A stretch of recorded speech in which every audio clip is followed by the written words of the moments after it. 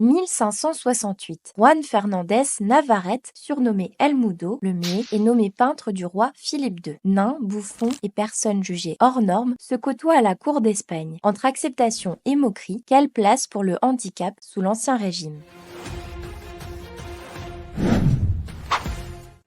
Dans toute l'Europe royale post-médiévale, les nains sont en vogue. Le peintre Velázquez l'illustre dans le célèbre tableau Les Ménines. Ça ne vous rappelle pas une série récente?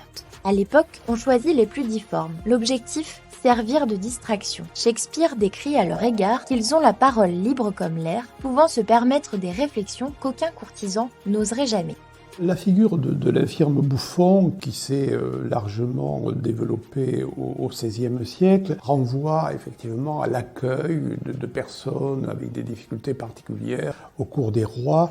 Et comment interpréter cette pratique-là? Il y a l'idée que, si je pense aux nains, ce sont des sous-hommes et qu'ils doivent divertir les humains accomplis. Ils ont une mission de déconstruction de l'ordre établi. Le XVIe siècle voit une représentation du handicap se faire jour, c'est le thème de la diabolisation, ou de la sous-humanisation, ou de l'animalité. Et on va trouver ça notamment dans la pensée du réformiste allemand Martin Luther, qui affirme que le diable siège chez ces êtres, sous-entendu les personnes avec des troubles mentaux et ou comportementaux. Il faudra attendre un médecin suisse qui était en même temps toxicologue, qui s'appelle Paracels, pour voir les premières avancées sur le plan scientifique, pour se départir de ça.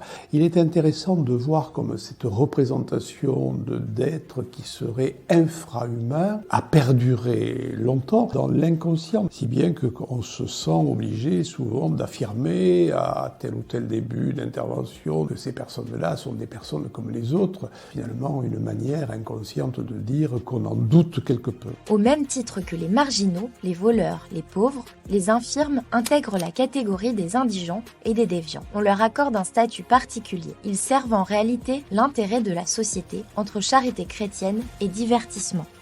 Nous viendrons dans la période suivante au mode de prise en charge par les sociétés et notamment à la question de l'enfermement.